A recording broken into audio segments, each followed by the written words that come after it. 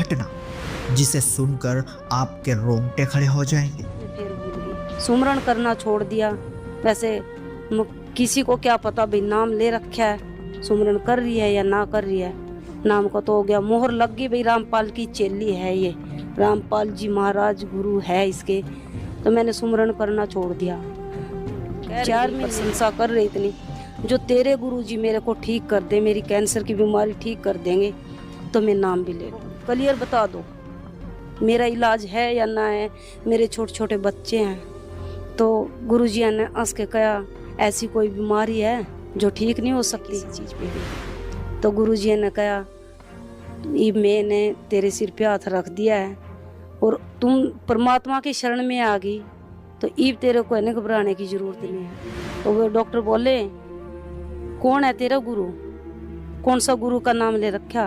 मैं बोली रामपाल जी महाराज का। कहने लगे वो आसाराम भी तो गुरु था, आसाराम के भी बहुत चेले थे, और पता उसने बैटरियां मार मार के ऐसे टॉर्च के साथ लड़कियों के साथ क्या किया। मैं बोली सभी गुरु एक जैसे नहीं होते, तेरे हाथ में 5 उंगलियां तो ये एक जैसी नहीं है, सब छोटी बड़ी है, कोई अच्छी है कोई माड़ी है। तो वो बोले भाई सुमरन करती हो। मैंने झूठ बोल दिया हाँ करती हूँ। तो बोले फिर ऑपरेशन भी करवा लो। फिर मैंने हंसी भी आई थोड़ी। मैं बोली ये भी तुम्हारे जैसे इंसान है जो ये कह रहे कि तू परमात्मा की शरण में आएगी। ऐसा कौन सा परमात्मा हो गया भाई, वो वहाँ नहीं था गांव में और यहाँ परमात्मा अलग है। मैंने कहा गुरुजी ऑपरेशन तो करवा लूँगी, आप मेरे पास रहना। तो मेरा नू बोले हाँ मैं आपके पास रहूँगा। मैं बोली वचन दो मेरे को, ऐसे वैसे नहीं, मेरे को बहुत डर लगता है। मैं डॉक्टर करवाने के लिए चली गई। रामपाल जी महाराज इतने मेरा ऑपरेशन नहीं हुआ, मेरा हाथ पकड़ के खड़े रहे वहाँ। तो मेरे को परमात्मा ही परमात्मा दिख रहे थे हॉस्पिटल में। इतने मेरे को ऊँस नहीं आया, परमात्मा मेरे पास खड़े रहे। ना कहा सुमरन करती हो, मैं कहा हाँ। कहने लगे नहीं करती। तो लाइन में आशीर्वाद देने आते हैं, लाइन में बहुत सी लेडीज खड़ी थी भगतमतियाँ। तो मैं मेरे मुँह कन देखने लगी। मैं बोली करूँ नहीं गुरुजी, मैं बहुत सुमरन करूँ। नु कहीं कहाँ झूठ बोल रही हो, मेरे सामने झूठ बोल रही हो तो तुम तो बहुत गलत कर रही हो।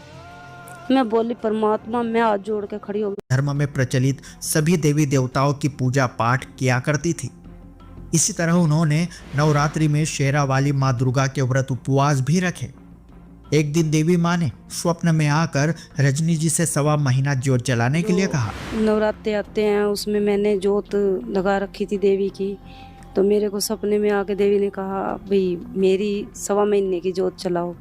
तो मैंने 1.25 महीने की जोत चलाई। रजनी देवी के घर के हालात इतने बुरे थे कि जोत जलाने के लिए घी तक न था, लेकिन घर की खराब स्थिति को देखते हुए उन्होंने 1.25 महीना शेरा वाली की जोत जलाई। मगर इस साधना के बाद सब कुछ उल्टा होने लगा। रजनी देवी की बेटी पागल हो गई और कर्ज इतना बढ़ गया कि उनका मकान तक बिक गया। जो 3 ही दिन हुए थे चलते को, मेरी बड़ी लड़की है उसकी अब मैंने शादी कर दी, वो पागल हो गई। टेंशन में मेरे भगत जी का दिमाग चल गया, इनको भी टेंशन होगी, मेरे भी मकान मकून बिक गया, इतनी स्थिति खराब होगी। मेरा कोई भी ऐसा साधन नहीं रहा भाई जो मैं अपने बच्चे का इलाज करवा सकूं। तो मैंने सोचा भाई चल घर बिक जाएंगे और क्या होगा, फिर बच्चा है या फिर अपने घर वाला है उसको तो बचाना पड़ेगा। मैंने अपने घर बेच के अपनी स्थिति देखी भाई मेरी और तो कोई। इन समस्याओं से रजनी देवी उभरी भी नहीं थी कि उन्हें ब्रेस्ट कैंसर हो गया। उनकी हालत बहुत ज्यादा बिगड़ गई। ब्रेस्ट कैंसर मैंने जो पैसा था वो तो लगा दिया इनके इलाज में, फिर मेरे को तो कहाँ दिखाना था, बस रोना चीखना घर में, बड़ी परेशानी होगी। उन्होंने डिक्लेयर कर दिया कि भी इसको तो ब्रेस्ट कैंसर है। तो टैगोर वाले हॉस्पिटल वाले जो डॉक्टर हैं उन्होंने 40 हज़ार का एक टिक्का लगवाया। मेरे को स्थिति में आराम ही नहीं हुआ, शरीर में ऐसा हो गया कि मैं खाट पे थे उठने के काबिल। रजनी देवी के पति ने संत रामपाल जी महाराज जी के सत्संग सुने और उन्हें पता चला कि संत रामपाल जी महाराज के दरबार में लाइलाज बीमारी का इलाज है। और कति ज्ञान सुनकर समर्पित हो आओगे तो आपकी कैंसर का बाप भी ठीक हो जा। भगवान किसे कहते हैं? वाह भाई वाह। इसके बाद रजनी देवी ने अपने पति के कहने पर 26 जनवरी 2013 को जगत गुरु तत्वदर्शी संत रामपाल जी महाराज जी से नाम दीक्षा ले ली।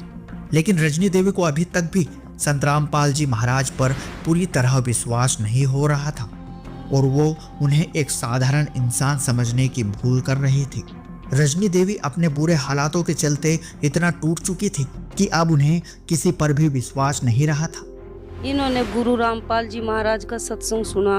इन्होंने मेरे को कहा, भाई एक संत ऐसे हैं, तत्वदर्शी हैं, जो वो तुम्हारा दर्द खत्म हो जाएगा, तेरी बीमारी जो है वो खत्म हो जाएगी। मेरा तो विश्वास ही उठ गया था। परमात्मा नाम की चीज़ है ही नहीं ज़मीन पे, जिसका मान लो इतनी स्थिति खराब होगी, ना रहने के लिए मकान है ना कुछ है, तो वो किस चीज़ पे विश्वास करेगा? उसका किसी चीज़ पे विश्वास नहीं होता। मैं बोली ऐसे ऐसे गुरु तो बहुत हैं। मैं कहने लगी, जो तेरे गुरु जी जिसकी तुम कह रहे भाई प्रशंसा